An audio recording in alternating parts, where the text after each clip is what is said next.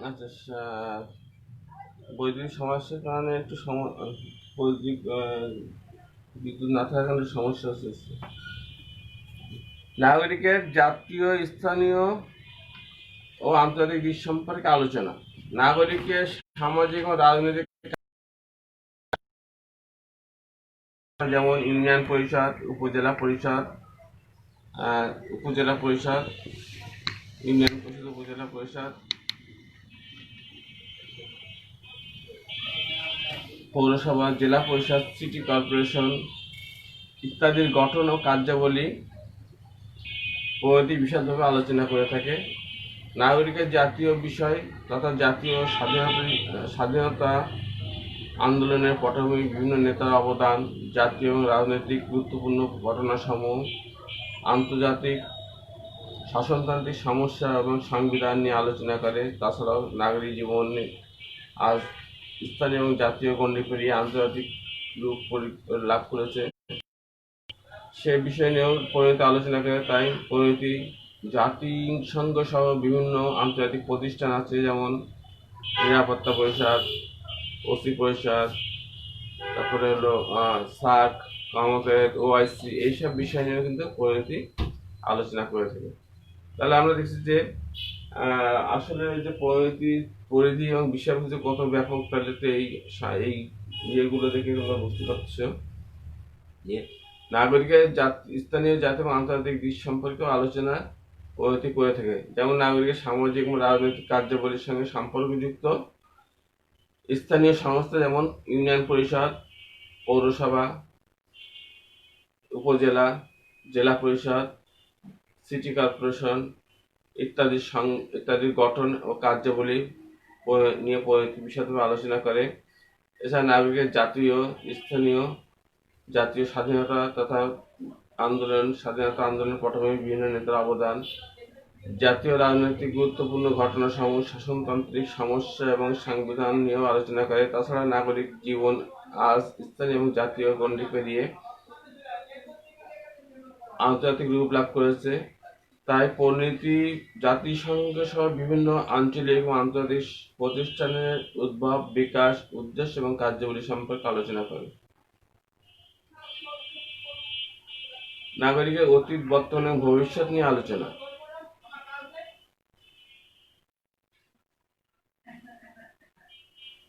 নাগরিকের অতীত,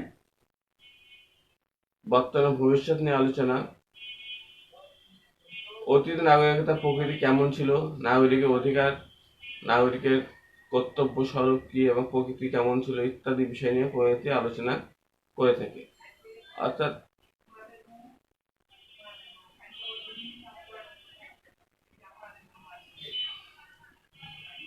যেমন আলোচনা করছিলাম নাগরিকের অধিকারে, এ প্রসঙ্গে এম হোয়াইট বলেন, পরিণতি হলো জ্ঞানের সেই শাখা যা নাগরিকের অতীত, বর্তমান ও ভবিষ্যৎ এবং স্থানীয়, জাতীয় এবং আন্তর্জাতিক সঙ্গে জড়িত সকল বিষয় নিয়ে আলোচনা করে। এরপর আছে রাজনৈতিক ঘটনাবলী।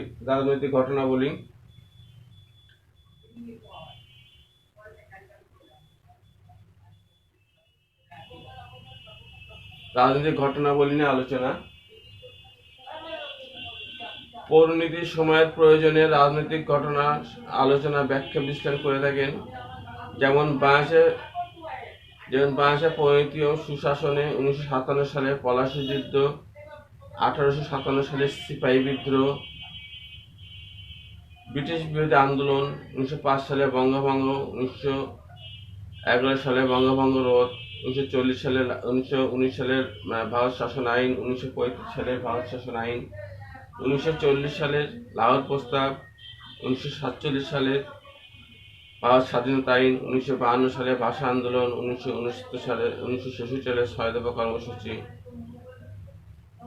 1970 সালে নির্বাচন এবং 1971 নির্বাচনের পরবর্তী ষড়যন্ত্র এবং 1971 সালে অসহযোগ আন্দোলন এবং ঐতিহাসিক 7ই মার্চের ভাষণ এবং 25শে মার্চের কাল রাত্রে গণহত্যা এবং বঙ্গবন্ধুর স্বাধীনতা ঘোষণার মাধ্যমে 1971 সালে স্বাধীনতা, মুক্তিযুদ্ধ ইত্যাদি ঘটনাবলী আলোচনা করে থাকে।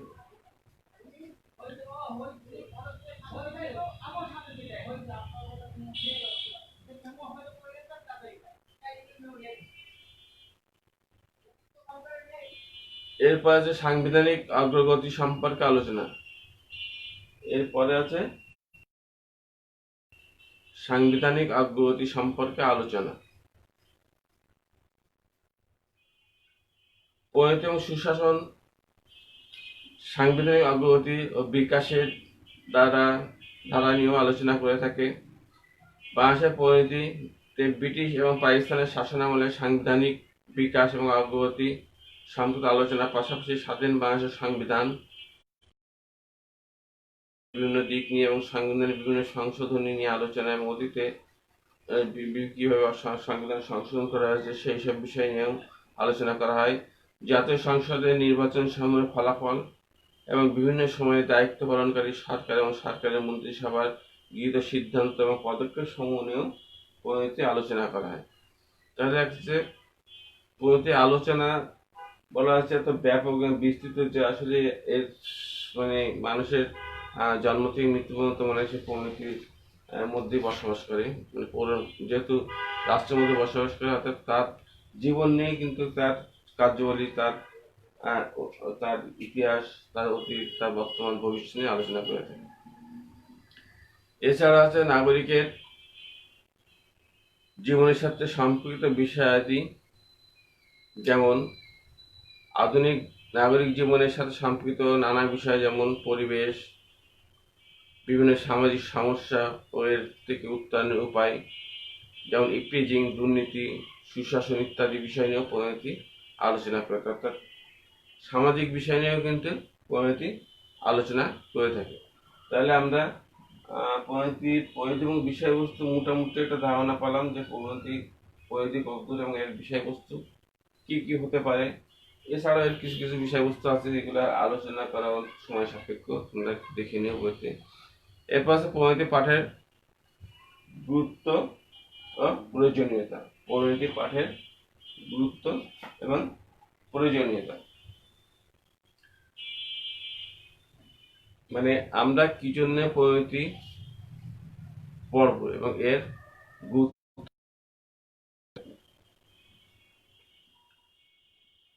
মানব জীবনকে সমৃদ্ধ করতে এবং সমাজ ও রাষ্ট্রের উন্নতিকল্পে জ্ঞানের সকল শাখায় অবাধ বিচরণ একান্ত আবশ্যক। মানব জীবনকে সমৃদ্ধ করতে এবং সমাজ ও রাষ্ট্রের উন্নতি কল্পে জ্ঞানের সকল শাখায় বিচরণ অবশ্যই একান্ত আবশ্যক। পরিণতি নাগরিক জীবন সম্পর্কে সঠিক দিক নির্দেশনা প্রদান করে। বিধায় সভ্য সমাজের প্রত্যেক সদস্যের পরিণতি পাঠ করা একান্ত অপরিহার্য বলে আমি মনে করি। এই সম্পর্কে বিভিন্ন মানে কারণ হলো, প্রথমত রাষ্ট্র ও সরকার সম্পর্কে জ্ঞান লাভ। মানে কেন আমরা পরিণতি পড়ব? প্রথমত আমরা সরকার সম্পর্কে জ্ঞান লাভ। পরিণতি এমন একটি শাস্ত্র যা রাষ্ট্র সরকারের নানা দিক নিয়ে আলোচনা করে থাকে। পরিণতি এমন একটি শাস্ত্র যা রাষ্ট্র এবং সরকারের নানা দিক নিয়ে আলোচনা করে থাকে। এটা একদিকে রাষ্ট্রের উৎপত্তি, বিকাশ, রাষ্ট্রের গঠন, রাষ্ট্রীয় সংগঠনের গঠন কাঠামো, রাষ্ট্রের কার্যাবলী সম্পর্কে জ্ঞান দান করে। অপরদিকে সরকার, এর শ্রেণীবিভাগ, সরকারের বিভিন্ন রূপ, বৈশিষ্ট্য, দোষ গুণ, বিভিন্ন সরকারের গুণ, বিভিন্ন সরকার ব্যবস্থা সাফল্যের অপরিহার্য শর্তাবলী, সরকারের বিভিন্ন অঙ্গ, এর সংগঠন, সংবিধান, এর প্রকারভেদ, বৈশিষ্ট্য, সংবিধান প্রতিষ্ঠার পদ্ধতি, সংবিধান সংশোধন পদ্ধতি ইত্যাদি বিষয় সম্পর্কে জ্ঞান দান করে থাকে পরিণতি, যা রাষ্ট্রের সুনাগরিক হিসেবে অর্জন করা প্রত্যেকটা ব্যক্তির কর্তব্য বলে আমি মনে করি। এ প্রসঙ্গে অ্যারিস্টটল এর এই বিখ্যাত উক্তিটি বিশেষভাবে উল্লেখযোগ্য: মানুষ জন্মগতভাবে সামাজিক এবং রাজনৈতিক জীব। অর্থাৎ মানুষ জন্মগতভাবে সামাজিক এবং রাজনৈতিক জীব এবং রাষ্ট্রের মধ্যে বসবাস করে, এই জন্য তাকে সবকিছুই জানা উচিত। রাষ্ট্রীয় প্রতিষ্ঠান সম্পর্কে জ্ঞান লাভ। রাষ্ট্রীয় প্রতিষ্ঠান সম্পর্কে জ্ঞান লাভ। পরিণতি পাঠে রাষ্ট্রের অভ্যন্তরে বিভিন্ন রাজনৈতিক প্রতিষ্ঠান যেমন ও সংস্থা সম্পর্কে জ্ঞান লাভ করা যায়। এছাড়াও সরকারের বিভিন্ন বিভাগের গঠন প্রণালী, ক্ষমতা এবং কার্যাবলী সম্পর্কেও জানা যায়। এছাড়া রাজনৈতিক দল, চাপ সৃষ্টিকারী গোষ্ঠী, নির্বাচন ব্যবস্থা, নির্বাচক মণ্ডলীর জনমত সম্পর্কেও বিশদ জ্ঞান অর্জন করা যায়। এরপর আছে অধিকার এবং কর্তব্য সম্পর্কে আলোচনা। অধিকার এবং কর্তব্য সম্পর্কে ধারণা। অধিকার এবং কর্তব্য সম্পর্কে ধারণা।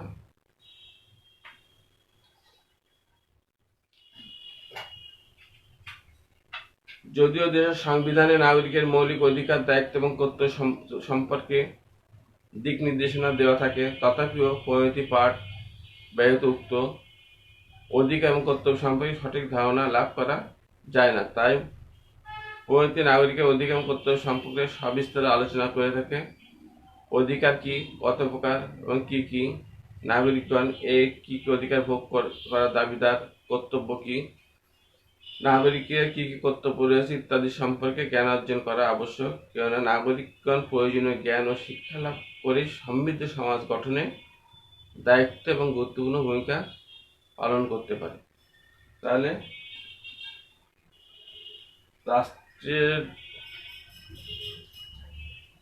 নাগরিকের অধিকার এবং কর্তব্য সম্পর্কে ধারণা থাকলে দেখা যাচ্ছে নাগরিক রাষ্ট্রের উন্নতিকল্পে সে তার ভূমিকা রাখতে পারে এবং তার যে দায়িত্ব এবং কর্তব্য এবং তার যে অধিকারগুলো সেগুলোও সে জানতে পারে। এটা ব্যাপকভাবে পরিণতি আলোচনা করা হয়। এরপর আছে রাজনৈতিক উন্নয়ন পরীক্ষা সম্পর্কে জ্ঞান লাভ। রাজনৈতিক উন্নয়ন পরিক্রমা সম্পর্কে জ্ঞান লাভ। রাজনৈতিক উন্নয়নের ধারণা থেকেই উন্নত, অনুন্নত এবং উন্নয়নশীল বিশ্বের সাথে পরিচিতি হওয়ার সুযোগ ঘটে। রাজনৈতিক উন্নয়নের ধারণা থেকেই উন্নত, অনুন্নত এবং উন্নয়নশীল বিশ্বের সাথে পরিচিতি হওয়ার সুযোগ ঘটে। আর এই রাজনৈতিক উন্নয়ন সম্পর্কে ধারণা প্রদান করে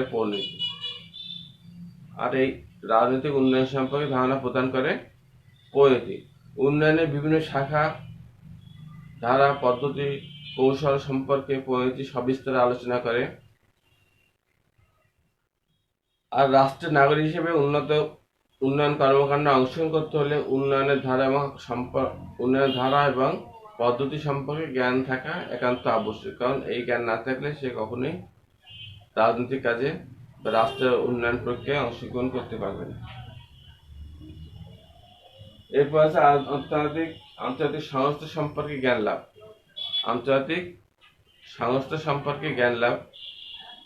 আন্তর্জাতিক রাজনীতির দৃষ্টিতে বর্তমান যুগ আন্তর্জাতিক যুগ। আন্তর্জাতিক রাজনীতির দৃষ্টিতে বর্তমান যুগ আন্তর্জাতিক যুগ। বিশ্ব আজ বিভিন্ন বাণিজ্যিক এবং সামরিক ব্লকে বিভক্ত হয়ে পড়েছে। বিশ্ব আজ বিভিন্ন বাণিজ্যিক এবং সামাজিক ব্লকে বিভক্ত হয়ে পড়েছে।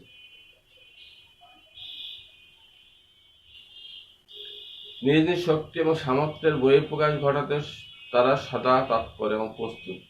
মানে নিজ তারা বিভিন্ন সামাজিক এবং রাজনৈতিকভাবে বিভিন্ন বলয় বিভক্ত হয়ে পড়েছে বিশ্ব, এবং তারা তাদের বলয়ের রাজনৈতিক এবং অর্থনৈতিক এবং সামাজিক দিক নিয়ে তারা তাদের প্রভাব বিস্তার করতে তৎপর। পাশাপাশি বিশ্ব শান্তির প্রতি হুমকি প্রতিরোধে গড়ে উঠেছে বিশ্ব সংস্থা, জাতিসংঘ। পরিণতি এবং আলোচনার ক্ষেত্রে বিষয়বস্তু নিয়ত সম্প্রসারিত হচ্ছে, বিধায় পরিণতি এসব আন্তর্জাতিক সংস্থা সম্পর্কেও আলোচনা করে থাকে।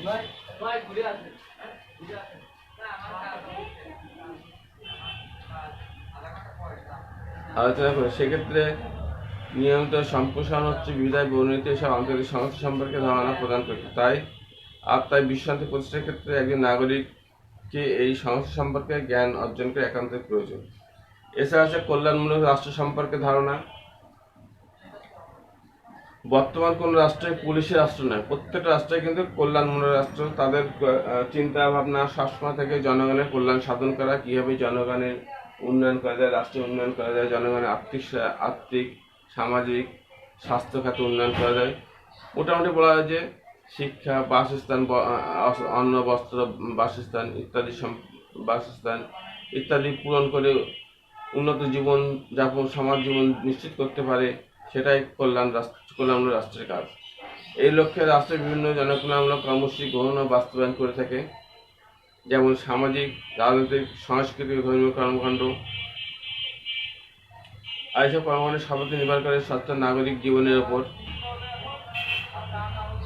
এরপর সুশাসন সম্পর্কে ধারণা।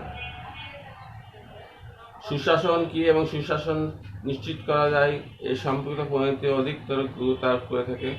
মানে সুশাসন, একটা রাষ্ট্রের সুশাসনকে প্রতিষ্ঠা করা যায় সে সম্পর্কে কিন্তু পরিণতি ধারণা দিয়ে থাকে। কারণ পরিণতি পাঠ করলে একটা নাগরিক বা রাষ্ট্রের অধিবাসী সে কিন্তু তার মেধা এবং জ্ঞান দিয়ে কিভাবে সুশাসন প্রতিষ্ঠা করা যায় সে সম্পর্কে সে ধারণা লাভ করতে পারে। এছাড়া আইনের শাসন প্রতিষ্ঠা, সরকারের স্বচ্ছতা এবং জবাবদিহিতা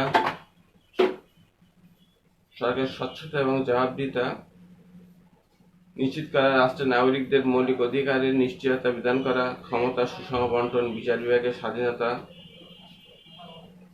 সংবাদপত্রের স্বাধীনতা নিশ্চিত করা প্রভৃতি বিষয়ে সুশাসনের সত্য হিসেবে কাজ করে। দুর্নীতিমুক্ত প্রশাসন এবং প্রশাসনিক কর্মকাণ্ডে গতিশীলতা আনয়ন, স্থানীয় শাসন জোরদারকরণ, কার্যাবলী, আইনসভা, জনগণের অংশগ্রহণ নিশ্চিত করা ইত্যাদি বিষয় সুশাসনের জন্য অপরিহার্য। এছাড়া আছে নাগরিকের অতীত, বর্তমান এবং ভবিষ্যৎ দিক নির্দেশনা। নাগরিকের অতীত, বর্তমান এবং ভবিষ্যৎ দিক নির্দেশনা বলা যায় পরিণতি নাগরিকের বিষয়ক বিজ্ঞান। অতীতে বিভিন্ন রাষ্ট্রের নাগরিক জীবন ধারণ কেমন ছিল, বর্তমানে কিরূপ পরিপ্রেক্ষিতে এবং ভবিষ্যতে কি হতে পারে, এইসব বিষয় নিয়েও কিন্তু পরিণতি আলোচনা করে থাকে। এছাড়া আন্তর্জাতিক অঙ্গনে একজন নাগরিকের ভূমিকা ও অবস্থান কি হবে সে সম্পর্কে কিন্তু পরিণতি মোটামুটি একটা ধারণা দিয়ে থাকে। এরপর আছে দেশপ্রেম জাগিয়ে তোলা। একটি দেশের সার্বিক উন্নয়ন নির্ভর করে প্রকৃত দেশপ্রেমিকের সুদূরপ্রসারী এবং বলিষ্ঠ ভূমিকার উপর। তাই দেশপ্রেমিক একটি দেশের অমূল্য সম্পদ হিসেবে পরিগণিত। পরিণতির জ্ঞান নাগরিকের দেশপ্রেম জাগ্রত করার মাধ্যমে দেশের জন্য সর্বোচ্চ ত্যাগ স্বীকারে উদ্বুদ্ধ করে। ফলে একজন প্রকৃত দেশপ্রেমিক নাগরিক তার দেশ এবং জাতির জন্য মঙ্গল বয়ে আনবে, এটাই স্বাভাবিক। এবং সে যদি দেশপ্রেমিক হয় তাহলে অবশ্যই রাষ্ট্রের কোনো ক্ষতি করবে না এবং রাষ্ট্রের যাতে মঙ্গল হয় সেই কাজটা সে করবে। যোগ্য নেতৃত্ব গড়ে তোলা শিক্ষা। যোগ্য নেতৃত্ব গড়ে তোলা শিক্ষা পরিণতি পাঠের মাধ্যমে আজকের তরুণরা সুযোগ নেতৃত্ব গুণাবলী সম্পর্কে জানতে পারে।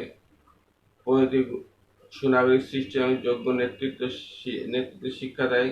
তাই ভবিষ্যতে যোগ্য নেতৃত্ব গড়ে তোলা জন্য পরিণতি পাঠের প্রয়োজনীয়তা অপরিহার্য।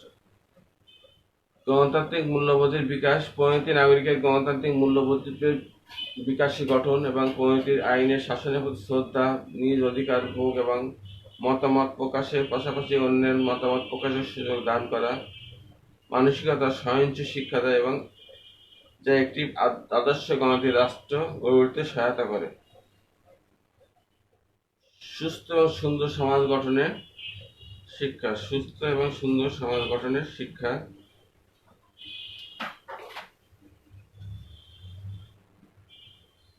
সুস্থ এবং সুন্দর সমাজ গঠনের শিক্ষা। সুস্থ এবং সুন্দর সমাজ গঠনের পরিণতি আধুনিক জনকল্যাণ রাষ্ট্রের সদস্য একজন নাগরিককে সুশৃঙ্খল সুন্দর জীবন ও সমাজ গঠনের দিক নির্দেশনা প্রদান করে। তাই সুস্থ এবং সুন্দর সুনাগরিক জীবন গড়ে তোলা এবং সমৃদ্ধ জীবনযাপনের জন্য পরিণতি পাঠ করা একান্ত আবশ্যক। বিশেষভাবে বলা হয় যে নাগরিক জীবনে যত ব্যাপকতর পরিণতি আলোচনার ক্ষেত্রে তত প্রসারিত। তাই বলা হয় যে পরিণতির পাঠের গুরুত্বে পরিণত অপরিসীম পরিণতি পাঠ করলে একজন নাগরিক তার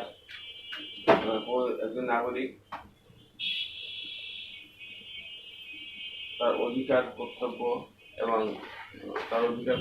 সম্পর্কে আলোচনা করতে পারে, তার দায়িত্ব সম্পর্কে সে জানতে পারে। তারপরে রাষ্ট্রের গঠন সম্পর্কে, যাতে রাষ্ট্রের উদ্দেশ্য, রাষ্ট্রের কার্যাবলী, তারপর রাষ্ট্রের সরকারের বিভিন্ন বিভাগ, সরকারের প্রকারভেদ ইত্যাদি বিষয়ে জানতে পারে এবং আন্তর্জাতিক যে বিভিন্ন প্রতিষ্ঠান আছে যেমন জাতিসংঘ, এইগুলো সে জানতে পারে। তারপর হচ্ছে পরিণতি পাঠ করলে অনেক পরিণতি পাঠের গুরুত্ব অনেক বেশি।